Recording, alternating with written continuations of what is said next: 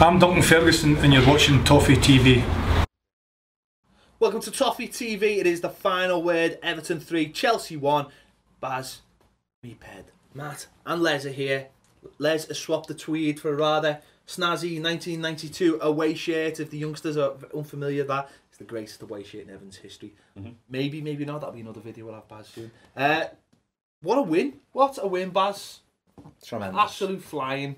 Took some stick last week about some of our controversial mix-up videos from Chelsea fans, but we've come out of it smiling. I think if we do the mix-up video today, there'll just be all Everton players. Yeah. Swerve, Chelsea. Swerve. The Nays will be the number one. Nays will be captain. Yeah. Captain, fantastic. Yeah, it was marvellous. A bit like 2 years ago, wasn't it? It was. That's what it looked, the Everton of 2 years ago. It was. A special game, Matt. Yeah, it was. I don't think anyone looked at the team was really that happy with it, were they? So it was kind of a bit like, oh, it's going to be a bit turgid. I think we spoke on the show last week about how we wanted to see us go at Chelsea with width and pace, and in the end, I think what Martinez opted for instead of that was a team which is full of energy. Message on the left hand side obviously would have given us that.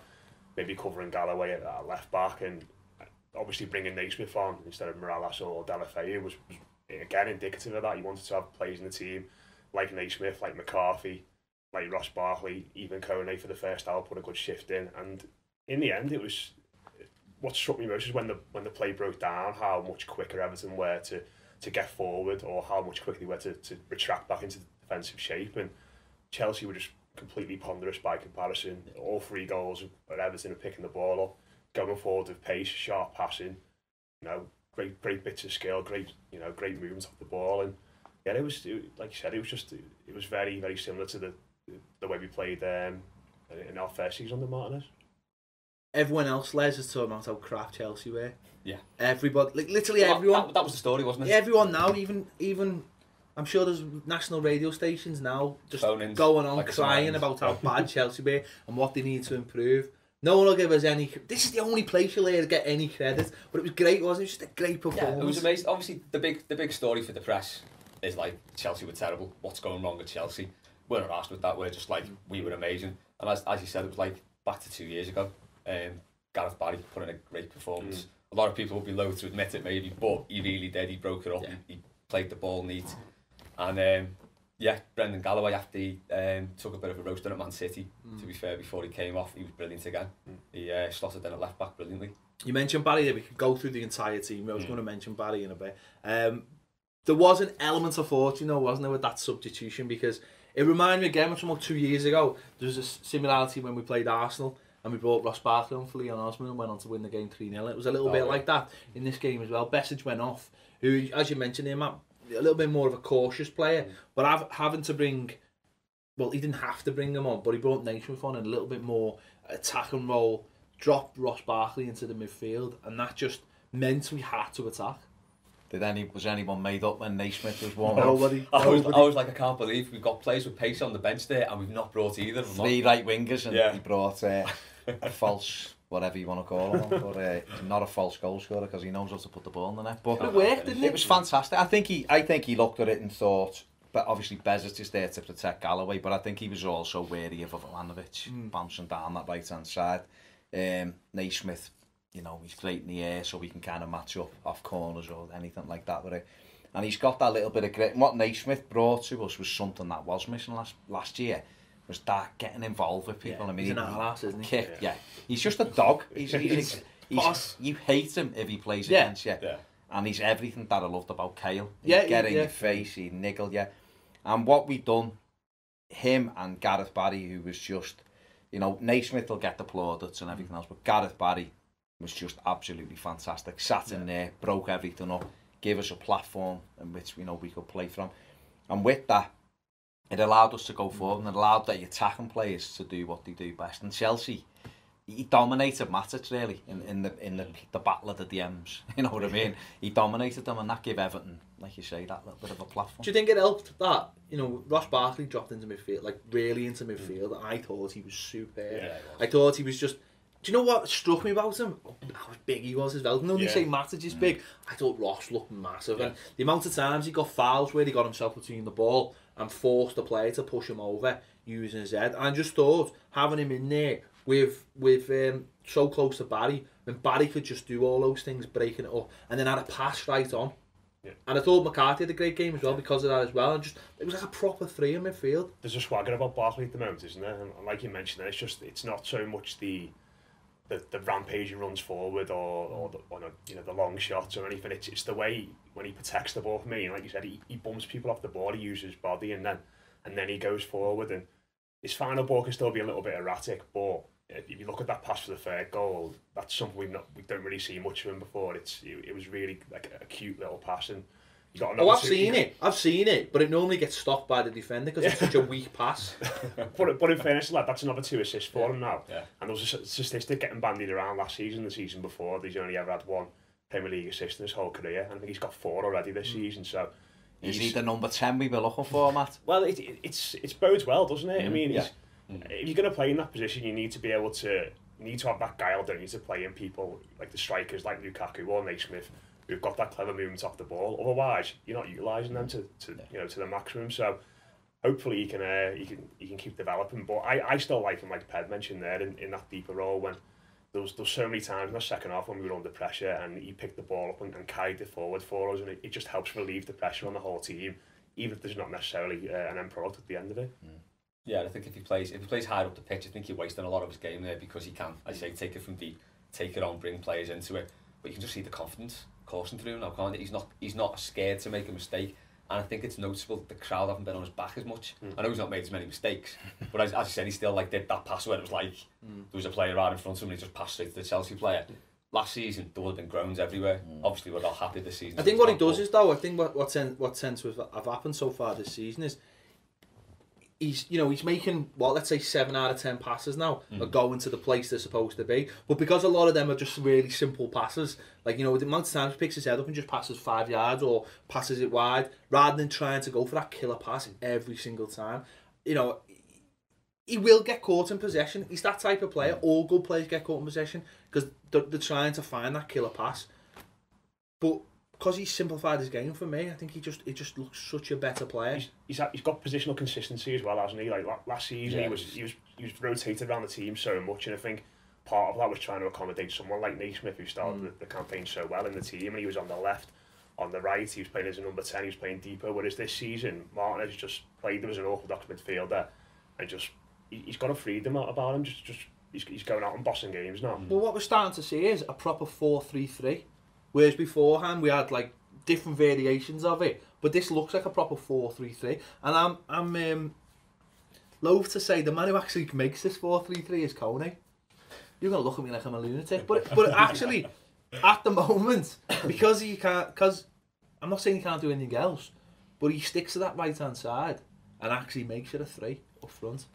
Well, yeah, he makes it a 3 up front, but he doesn't track back. No, I'm not suggesting he tracks back. No, but that's what I'm saying. And on another day, we'd have been caught out because of him when Aspilicueta put it into the side net, and it was so basic that a 6-year-old would know how to track someone. So when I played up front and I got shoehorned out onto that right-hand side, I never ran back either. And I just think that's where sometimes we're not going to get away with it with Coney. I think a more natural right-hand side, a play like Aaron Lennon, who demonstrated when he come in, will work. Convenient, but he will work up and down. So maybe we will kind of evolve to that. You say that, but when you go back to, I know we'll keep on harking back to the glory years of 2 years ago, but if you remember the Arsenal game when we were so good, it was pretty similar, wasn't it? Lukaku was stuck out wide, and there was very little protection, but Martinez has got this sort of, this thought in his mind that actually, who cares about defending? Yeah, but if you're talking about it going forward as a model, Lukaku didn't play many away games wide right, did he? Because it's a different game. Saturday for me took care of itself. It was the Stones, #Stones game and all of that, everything else that went on with it. So Everton were up for it, we were ready, the crowd were ready, and everything just evolved from there. I just think if you're talking about, and maybe we won't do this, maybe we'll mix it up quite a lot, because obviously we've got Delafeu who can play there, we've got Kevin Morales who can play there, Lennon can play there, Cleverly when he comes back and can play out there or either side. So if he's going to mix it up, that's fine, but I just think what we've got to be wary of is when you're playing a centre forward, though, because that's what Coney is, wide right. You're going to lose a little bit from. I can't see why he likes him in the team though. I think he doesn't do. He's not that dynamic. Doesn't beat many people. Doesn't score many goals. But what he does do is, when Lukaku's playing up front on his own, often the ball just hits him and comes back, doesn't it? Whereas Kone, he gets quite close to Rommel. If you look at the second goal, yeah, the aim from. Yeah, if you look at the second goal on Saturday, it comes from Lukaku on the right, and then he works the ball with Kone, and usually in that situation he'd have to lay it back to somebody else, or you'll get it nicked off him. But because Kone was there and he gets close to it. But he was still wide on the touchline. That's where it started. It was a pocket right in front of the bench. But the fact is, he dovetail quite well together, I think. And well, he did last year when he played them as a two against Newcastle and QPR away last year. He's very good because Rom likes to run the other way, doesn't want to take the ball into his chest. But I think that's what we need from Lukaku now, isn't it? We need him to learn something off that, because he needs to add that holding up aspect to his game, because he just can't do it. Although if you listen to his coach last week, his former Anderlecht coach, he basically said he'll never be that. He actually said the goals hide the fact that he's not actually a good striker, which doesn't really make any sense, but it does make sense. He basically said he'll get away with it because he scores goals, which I think you could say that about a lot of people, you know, and about a lot of people in the past who were classed as great strikers. You know, people talk about Lineker and always say, well, outside the box he was rubbish, couldn't do anything. You know, didn't need to, I think so. Exactly. There you go. No, but the thing was with Lineker was he had Graham Sharp. He was a master. And he's the one who moans about him. Yeah. To be honest, so. No, but he had Sharp. He was a master of that, isn't it? It's like if you're playing in partnerships, as long as one of you can do it. And the thing what lets Romelu. Yeah, that is Gary Lineker, by the way, who played for Everton. Kids, he did play for Everton. Go on Wikipedia. Gary Lineker, if you're watching, you did play for Everton as well. Just remember that. And that's the thing, whereas with Lukaku, if he's going to do that one role, he has got to sometimes learn it. And what the coach said was, he never ever had time to work on that side of his game because he was scoring goals and he couldn't take him off the side to develop it. He was 8 foot taller than everyone else. I think that 4-3-3 that we're playing now, that it does look a more natural formation for the players we've got, doesn't it? Yeah. As you say, when we've got, like, say, Lukaku up front, and then we can put Lennon, De La Feu, Morales, Kone, either side of him, it just looks to fit nicely. And it helps that Ross suddenly looks like a proper midfielder. And it also helps, oddly enough, that Brendan Galloway's playing left back, because he's more naturally inclined, even though the settle for the first goal was brilliant, but he's more naturally inclined to stay at left back. And yes, he does get caught sometimes because he tucks in a little bit, but because he is naturally a defender and he's a little bit wary of going up the pitch, he doesn't get caught out. So we don't get caught short at the back. And sometimes, you know, just fly forward though. Yeah, in but the second half, he went on I think we're seeing amazing more run. of that. But I think he's more naturally he's a defender. And the amount of times he puts in last ditch tackles or just knows where to ferry people down the line, that's really helped so far, I think. I thought he was so impressive at the weekend. You look, he's been out injured for a while against Manchester City. Like I said, he got taken to the cleaners a little bit in that game, but he came into the side against a world-class player in Pedro, who's he started quite well for Chelsea with goals and assists, and he just shut him down. And even though he's not got a natural left midfielder playing in front of him, he was still brilliant, and his positioning's outstanding for someone who's not naturally a left back. I thought he looked stronger as well at the weekend. I thought he was muscling people off the ball. Like you said there, when he needs to, he's got the pace as well to get across and make those last-ditch tackles. It's exciting to watch him and think in a few years he's going to be a centre-back and he's going to be a top-class centre-back. Stones, It is exciting to watch him and think that in January he'll be off to City. He'll be the next run me hands, go 50 million for Brendan Galloway. He'll be the next one, won't he? But if you look at our defenders, it's like there's a lot of hope for the future there, because you got Stones, we got Bain still there, Gallagher, Jagielka, Coleman, Browning. There's a good mix of Garbutt. Yeah, there's a good mix of youth and experience there. I can't even think about what Garbutt must be thinking. You know, we go back to the West Ham game last season, and Martinez, he didn't say it at the time, but he said to us in an interview, he said, his mind wasn't right. So I was forced to bring Galloway in because I thought, he's ready for it. And he hasn't looked back. No. And Garbutt ended up signing a contract, going out on loan, getting injured. And you think, if you just done what you should have done, signed the contract from the start, you probably would be playing now. Yeah. It's mad how far. And now we're thinking, and we were also desperate for him to sign the contract, and now we're thinking, who's a hast? It's great. It's great that these lads are coming in and taking the chance, though, aren't they? Yeah. Look at you can see the first goal at the the weekend, it cuts to Martinez, and you can see Morales on the bench, and he looks a bit gutted, but you're probably thinking Naismith's gone into the team there, and he's emphatically took his chance. Do you know what though? And then Galloway, like I said, at the end of last season, came into the team when everyone thought God was going to play, and he's just stepped up and been brilliant. But do you know what? That's the first thing I wanted to bring that up. If talk a little bit about Naismith now, but that's something I wanted to bring up about Naismith, right? And that's something people have mentioned that, haven't they? Morales sitting on the bench, like with a face on. But Naismith, I mean, it's come out that he actually would have liked to have gone to Norwich because, he said he wasn't playing, but he didn't kick up a fuss about it. He's got his chance and gone on and scored a hat-trick. And then you see players like Morales, when they get a chance, what do? They don't do anything. They don't grab the opportunity. They just go on, do something, don't do much, and then wonder why they're back on the bench. Where Naismith now's made himself undroppable for at least one game anyway. Do you know what I mean? He's cemented himself there, a place, and it's all smiles. He can't be dropped. But I look at Morales and go, you're sitting on the bench because every time I watch it, you just don't do enough. He's so frustrating, Morales. Yeah. He's one of those players that I just can't take to my heart. I think he's very good. I think he's got all the ability in the world, and he's a match winner. It's what Kevin Morales is. He's a match winner, but he's spot on. And gets in the team, you're thinking, this is it now, and he's going to start flying. And once he clicks, we're going to be marvellous because he's got all this ability. Too many games just passing by, and you want him to do that little bit more because he's got the bit of pace, he's clever on the ball, he can score goals and things like that, and it's for whatever reason, it's not really happening for him, and he either gets on a great run and you start getting excited and his hamstring goes, or things like that. It's just so frustrating, and he's got to, while he's not performing, he's got to sit there, hasn't he? I mean, I think was it one of the best games he played for us was when we got beat at Anfield.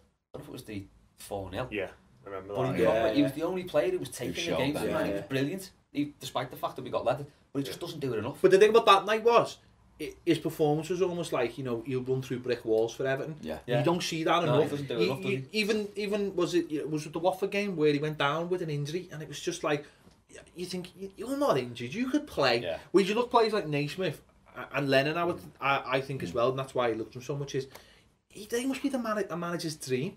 Naismith, come on, he'll grab you.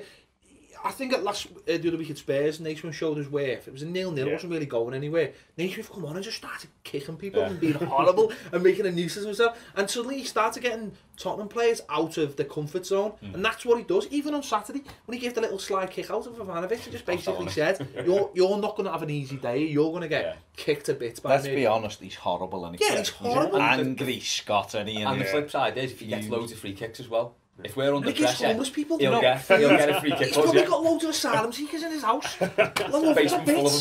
Do you know what? He got that hat-trick and was down at the soup kitchen in the night. Not long. He probably flew straight to Hungary and was on the front line sorting all those poor people out. What a man. He is, but I mean, and the thing about it is he adds that, what I love about him is he moans at referees. And I was a serial moaner. I hate referees, hate them with a passion. And you can tell he hates them. He hasn't got any time for any of them. And it's that face of just like... in that, isn't it? Oh, people in referees. Last year we didn't do it. And now you see a lot of like young... You go on like Twitter and stuff and you see a lot of like young people and... You see a lot of like kids and they're talking about them though. Like they see a lot of good players. They see the likes of Morales and they see players like that. And they see players who've got talent. And I don't think they quite understand that talent just isn't enough. You need to be a horrible person in full to your time. FIFA skill ratings, don't they? They do, they do. Or Football Manager skill ratings. Football Manager should have like a horror rating. Like how horrible you are. Snide rating, But sometimes I think people don't understand that being a good footballer is just not... Look at Suarez. We all hate him. He's horrible. But you know what? If you took that out of him, he wouldn't be half the player he was. And I'm not saying Naismith's some amazing player, but what he lacks in skill, he makes up for by just being a rat. I'll tell you what, if there's any if there's any player you'd want the ball to drop to in the last minute of a derby match, I'd say it'd be him in our squad. He is a brilliant finisher. People go on about Lukaku, how great finisher he is. He's nothing compared to Naismith. That second. Naismith is absolutely... The way he hit that in. It's fantastic. But didn't he leather it? That was one of them though. We won't do that again, will we? For you, but the third goal and the header, you will see that. The control on the third goal, because like he sort of got under his feet, took it out, and then just think that it was brilliant. Let's talk about those goals. We can't just jump in on number 2 and then go on to number 3. All 3 goals I thought were brilliant. And do you know what? That first goal, I didn't even realise how good it was when I was watching it, even though I had a a second view with a private screen in front of me. But that's a story for another day. You do know his Twitter handle @Ped7 if you want to give him. Yeah, grief, yeah. Give me no. I even got abused this week for selling my season ticket for the game. Did you? Oh, whoa, mate. That season ticket that I pay for. Yeah. Someone had a go at me because I sold my ticket. I know. Because I was going to give it to Nazy to give to the poor. You have changed. And then I thought, no, I won't actually. I'll sell it. Anyway, yeah. Yeah, so moving on. That first goal was brilliant. Even his little double step over, which was like slow motion, but somehow fooled every player. Knew what he was doing. Watch it again. Watch it in slow motion and see how slow it is. It's amazing. Yeah, but I think that was it. If he'd have done it quick, he'd have recovered it. Like a slow ball in Everyone just went. They were like, "What's he doing?" It all kicked off from a bad back pass as well from Stones, didn't it? Yeah, well, that's what I'm saying. It was the back pass that started, and he got it back, and then it was like, what was it, 17 passes, something like that. But his look, I loved it. What was great about it was that obviously the slow motion turn described perfectly then, but the way he lays it into Galloway and then he just sets off to get on the end of it. Yeah. And a lot of you'd see some players, even like Ron, sometimes he lays it out, he's not quick enough to get back in there. He knew what he was doing. Out, I want to be back in the middle and get on the end of this. He runs past about 4 players, doesn't he? So it's like you said, he's probably been sitting on the bench desperate for games, and he's got on there and thought, you could see it, couldn't you? I'm getting on the end of this, definitely. And to be fair to Galloway, it was a good cross as well, because I think if he tried to curl it in there, would take a bit of pace off it. The defenders probably would have got back to it, but he's realised the situation and finished it across. What was great about that goal and the third goal was how many times do we sit and watch Everton and it's pass, pass, pass, pass, pass. And when the pass is made, the player's in the same place he was when he asked for the ball, you know what I mean? Yeah. And then it's pass, pass, and they're all still the same. But the first and the third goal, Naismith's on the move. You can't physically defend someone on the move. It's impossible. Defenders face you up. And if you run past them, they can't defend it. They just never do. You should have someone tracking, obviously, his run. However, if he's just laid that ball off and gone, what are they supposed to do? Some of them you can't defend movements. It's impossible. And something that Naismith's got, that all of our players don't have, is good movements as well. Again, something I think so underestimated in football, isn't it? Most definitely, and he is the most natural. As a centre forward, his movement's a lot better than Lukaku. His finishing is better. He's obviously not as strong or quick, but I think Naismith suffers at Everton because he isn't. The way we play, the kind of football we play, he's not technically gifted as other players. If he was in an Everton side that was a little bit more up and at him, playing up with Lukaku, you'd probably get more out of him, and people would probably value him more because he'd be the one winning headers and getting into people. And if you had more of a 4-4-2 kind of formation, he'd probably thrive in it. But like Matt said before, if you've got a chance in a penalty, he's the one you want it to fall to, really. He has scored some vital goals over the years, hasn't he? The whole time he's been there, he's coming for some stick, and even when he was really struggling, he scored 2 in the derby, didn't he, when we drew 2-2? Yeah. He scored that header against Man United. He scored against all, hasn't he? He scored against Chelsea, he scored against Arsenal, he scored in all the big games. He scored in City last season. But his movement for the first and the third were just brilliant. The second goal, great team goal again. It was almost like a try. It was moved from right to left. They were all four passes though, so it wouldn't have been allowed. So maybe it wasn't like a try. And no one had their hands on a ball. It's a fair shout, like. Essentially, it wasn't like a try. Essentially, yeah. But that goal again, you can see when the play broke down and you had to transition. We were just so much sharper than them, and I think it reminded me a bit of when Tottenham battered Chelsea on New Year's Day last season. It was 5-3, and they were just so energetic in midfield, and they were running through them. And I seen a stat today saying Fabregas has been dribbled past more than any player in the Premier League, and they probably looked at something like that and gone, we can get at these through the middle, and that's probably why he's packed the middle of the park with energy. And that goal was emblematic of it, wasn't it? And what a finish on his weaker side as well. When you think back to last year, the 6-3, Fabregas and Costa ran it, didn't he? Yeah. Completely ran that game, and then yesterday they were pretty much anonymous. But I think, and we just overran them completely because of that. I think in that 6-3 we came up just wide open. We made a couple of early errors. I was made up. 4 minutes in, I was thinking we're 2-0 down this time last year, so we've done all right. 2-0 down, and Tim Howard should have been sent off as well.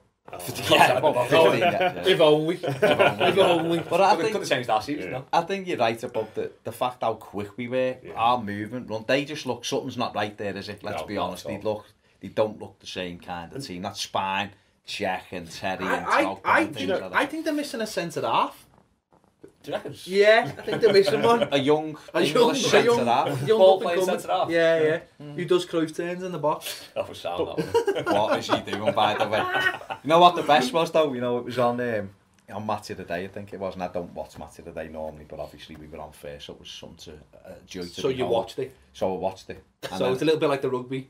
No, because what I was going to say was I actually listened to the analysis, which isn't any analysis. If you take the cis off the end of it, you might get kind of what it is, what they talk. But anal. They were on about that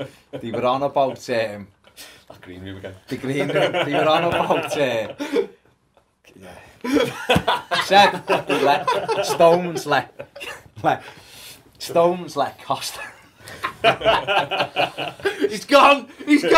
Stones let Costa put the ball through his legs because he knew that he had the power to just shield him. And I thought, you know what? John Stones is amazing. He could probably come in here, and he's in the green room with someone else. I think that's what he'd probably come in here and make a cup of tea in this room in flip-flops and do whatever, because he's better than these two with the tech as well. He's amazing.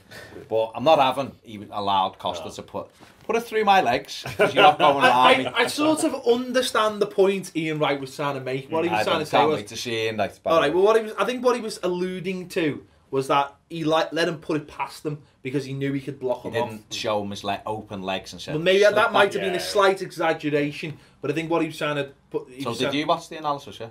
Yeah, I watched Match of the Day. Yeah. It was happy days. Okay, good lad. No, but I didn't think there was any analysis. No, it was all how bad Chelsea were. Yeah. And why John Stones should have gone. Yeah. No, but how good was he though? Yeah.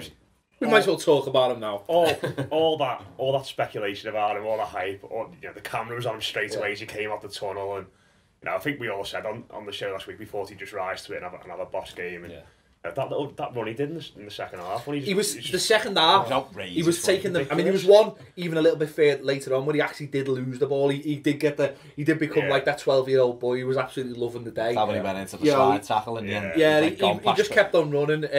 He'd seen Foon's Moray and thought, right, I'm having a bit of that. I'm running in straight lines as well. But wasn't it great that I think you vined the thing? Yeah. You know. The slalom. Celebrate. No, when the celebration. And he just breaks away from the players and he's giving it all after the street end. I mean, he stayed at the end as well. I don't know if he said it on the telly, but he stayed at the end and clapped the fans a lot longer than anybody else. You can see it makes a nonsense of everything that gets spouted in the media. Yeah. The one that he's behind prison bars. Yeah, I mean, I went on TalkSport and had it out with Cundy about it. Like, and this thing that has been created by ex-players and players in the media, and it's stuck because if a player says it, then it must be true. That if you have an unhappy player, you have to sell them. It's just utter nonsense. Yeah. It's nonsense. It's been proved it's nonsense, because since the transfer window come in, it is nonsense. No, but since the transfer window come in, it's nonsense. I understand what you're saying, like, but it's nonsense. Because I think there's a certain type of player. It depends on the player. Yeah, I think you could have a player who just isn't interested. I mean, I quote, and I think back to Fernando Torres at Liverpool when he was on fire. He was brilliant. He wanted to go. He wanted to move in that summer, and Liverpool kept him against his wishes, and they weren't interested. By January, they couldn't get him out the door quick enough. He was garbage. But I think John Stones, and we did all say that. Doesn't matter how much they got for him, does it? Listen, Chelsea got 50 million for David Luiz, so money doesn't matter anymore. But I think with John Stones, the type of character he is, I think he was always going to rise. He's 21, he knows they're knocking on his door next summer, or the summer after. They know everyone's knocking on his door next summer. And if he carries on with them silly slalom, you like that at some stage, stop it now, because you're just getting better and better. What I absolutely just love about him is, though, you put him at right back, and you find them up the right wing. I mean, even done it for England on Tuesday night. You find them going up the right wing, throwing in crosses, and I just think I just think to myself, imagine putting Chris Smalling in that position and expecting him to put like crosses in and stuff. Yeah. Phil Jones. He just falls a bit. Phil Jones, the cross would be rubbish, but his face would be amazing. As he's crossing it, be amazing. The greatest face ever. talking about England, I don't... No, you can't. Okay. Go on. I don't get why Stones and Jagielka aren't the centre halves there. Because they're do you know why? Do you know why they're not? Because they're Everton. Because the Times said they couldn't be.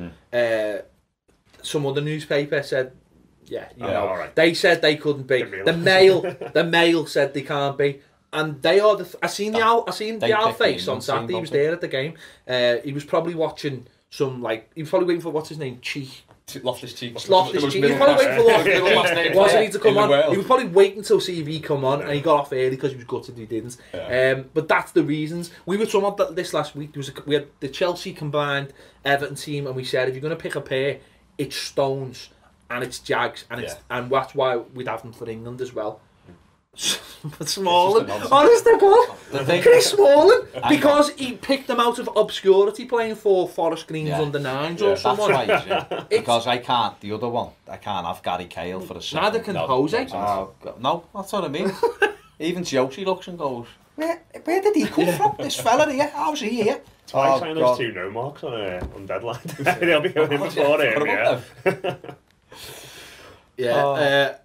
it's baffling. I mean, I'm not that bothered, but going back to Stones for me, it's weird because people have always said about when you talk Barkley and they always said he could be the next Gerrard. I actually think John Stones could be the next Gerrard. I actually think he could play centre midfield and just be amazing. Just literally sit in front of the back. I know he probably won't, but I think he could just sit in front of the back 4 and take the mick all day long. I think he's that good a footballer. I think he definitely could do it, but I like him as centre half. He gets a lot of his work on the ball gets loaded in the way he carries it out. But what's often forgotten is that he's a top class defender as well.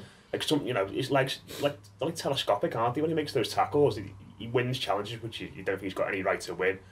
Costa last season, when you look at how he bullied Jagielka and Distan, and he just dealt with him like he was an average centre forward. He was just shrugging him off. He might be an average centre forward, bringing the ball up, but he just dealt with him with just the struggle of shoulder sort of thing. As well, what he's really improved, I've noticed it this season towards the end of last season, how good he is in the air. Yeah, I think he was great on the ball at first, and we were all made up with how good he was, and you were thinking, what's he like in the air? He's hit and miss now. How many times he came towering over Do you know what's boss though? Is that they are a partnership now. Yeah. They have defined roles now. Whereas last season, Jags has been bad. Jags has been fantastic. But that laments my point though, because last season when it was him and Distan, it was like a horror show, wasn't it? Distan would get the ball and be like, and then he'd give it to Jagielka, and Jagielka skip before he and then Jagielka would go before he cleared. like that, and then and by the time they've been doing this, the entire opposition is now on our back 4. Whereas now it's like Jags get the ball and he goes, right, I'll give it to Stones, and Stones goes sound, and I'll just go and have a big waltzy run back down in the a pitch. And back in a minute, I've got this. Jags, even though he's on his, I think we said this last season, Jags, because he's on the left hand side, it almost forces him to do the simple thing. And they are a definite partnership now, and I think England will just be stupid, and they will be stupid to not keep that pair. But I just think now they are a proper partnership, and long may it continue. It's great. I love it. I think the thing about the weekend as well. I mean, it was a great team performance, wasn't it? Everyone was at it. Every single Lennon came on and give a great little cameo of what he can do. He works so hard. He's so dangerous, quick. People are scared of him. Once you see him running, you're scared to touch him, and it's great to have that thing back. But I think what we've kind of rediscovered this season that we almost stepped away from last year is that grit, that determination. You can't just be a good footballing side because it gets you nowhere, because teams will come and get in your face. And I think what Everton have kind of done, we've seen it demonstrated down at St Mary's. They were even though we didn't play well against Spurs, they were tough and resilient. Never going to get beat against Spurs, that's what we said. Tough and resilient. And then Chelsea at the weekend, that was the one. Even though we said the game took care of itself and everything, we stood up to them. That Matic is a player. The kid is a player. His goal was a world. He'd love to be able to blame Tim Howard. Can't. It was a world. Great shot. Not even Ped can blame Timothy Howard. Why would they? I've seen some people blaming him. Yeah. That shot at the street end, the lad gets up there and throwing the arm and someone always does that. Come on. How did he get up so fast? They must have got better reactions than Tim Howard. It's like, not as good as the one in the No, not as good as Jagielka. The cop, the lad went like that. As it comes to Jags, they're thinking, do you know who that's fallen to? It's Jagielka. Hey, he knew more than 99 times out of 1,000. Do you know what? Do you know what was great about Saturday? It was we spoke so many times last season about how when we went 1-0 up against teams, we just sat back and the teams grew into the game against them. They thought, oh, these aren't taking this on. We can get back into this. And at the weekend, I think if it wasn't for that goal which Matty scored, I think we could have gone on 1-3. You know what? It did just change the just one swing of his foot. But you look at Begovic made 2 absolutely brilliant saves. Two. Yeah. Well, I come out. At the end of the game, I was. I said mean, this before. Half, sorry, in the first half. At the end, I was thinking. 9 shots. I'm a little bit disappointed, really. The 9 shots on target from 15. Because it could have been 5 or 6. That was a day to obliterate. They had 2 shots, and one of them was that Falcao header. That hit his nose. Yeah, his nose. Mourinho was moaning, wasn't he, about the number of shots that they scored, so the number of shots that we scored, to the number of shots that we had. And last year they had 8 shots and scored 6 goals. 6 goals, yeah. We had 21 shots last year to 2-8 and got beat 6-3. Yeah. So the best was his little moan about the shots that went into the side net. They, on another day they go, well, on another day Begovic doesn't get near Coney, McCarthy, Lukaku, does it? So. Look, we were marvellous. Josie, if you're watching, do one. God hammered. And even Foons Murray come on and look. He was Pele, by the way. How good was he when he came? The best of socks over the knee, just came on like that. And I love this though. I've seen people like no, because he had that run and it was like literally a straight line. He's a ball. And people were like, "Oh, this Tim Vickery." Because he run in a straight line. I was like, come on, can we have a bit of composure here? I've got to give him a little bit of. He won a couple of good headers. No, he did. He won a very strong header just outside the box. He can head away like Yobo. Yobo. He was amazing. He'd have a header. Only Gary Breen could head it further. Remember him, Gary Breen? How many of us, though, were a little bit worried when he came on? I was thinking, Costa, Falcao, they had all their attacking players on. It was still 2-1. They're still 2-1, and you think Stone's going to right back. You've got Galloway there. It's a bit of a makeshift 4 centre. It was definitely. It was like. But it was a day for Walter Smith, wasn't it? Credit to the lad. He just slotted straight in. I know it was only 15 minutes, and you can't really judge it, but it was a really promising at that cameo, time, wasn't it? Yeah. They were on. I know they weren't really carving us up, but they were on top. I just don't think he knew where he was, to be honest. The worry was there's no understanding between him and Jack. What had he had about 2 or 3 days straight? Josie moaning that he'd only had a day. He'd only had a couple of days. Yeah. That's when he was speaking English. Is a massive help. Yeah. You can just come and slot in. MLS helped him with that. Yeah, that's it.